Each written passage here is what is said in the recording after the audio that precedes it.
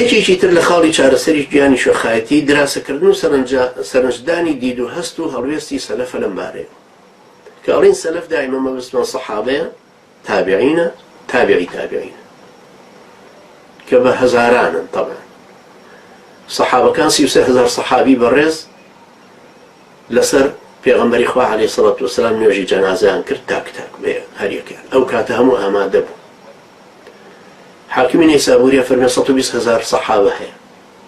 ئیمام ابن قەیم ڕەحمەتی خوای لێ بێ فەرمێ علمی سەحابە علمی پێغەمبەری خوا عەلەیهی سەڵات وەسەلام بە 3,000 سەحابەیە هاتوو بۆ ئێمە. دوایە فەرمێ بە 300 ئەماوەتەوە. دوایە فەرمێ لەو 313 کەسن لەو 13 حەوتیان پێشوای هەرە گەورەی ئومەتەکە. یەکێک لەوانەش عائیشەیە ڕەزای خوای لێ. کە تۆ اقتیدا بەم سەحابێ بەڕێزانە ئەکەی کە تۆ سیرەی سەلەفە خوێنی هەست بە بچووکی خۆت دەکەی.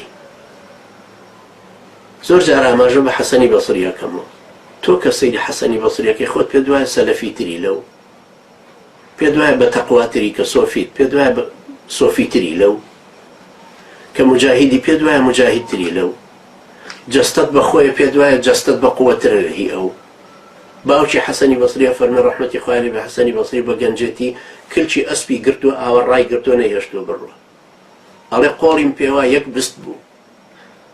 ئەم حەسەنی بەسریە کە باقر ئیمامی باقر کوڕی جەعفەری سادقە فەرمێ ئەمە قسەی لە قسەی پێغەمبەرانە چێ. وەختی کۆچی دوایی کرد هەموو ئەهلی بەسڕشن جەنازەکەی کەوتبوون نوێژی عەسر بە جەماعەت نەکرا.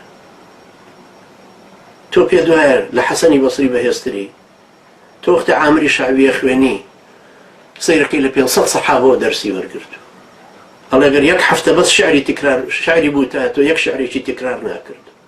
تۆ وەکو قەتادەی کە وەکو گوگڵی ئەم زەمانەوە بوو ئەنجا لەم سەردەمەیە تۆ خۆت بۆچی پێ عالمێکی ئەوەندە گەورەیە؟ تۆ خەڵکن نەدیوە.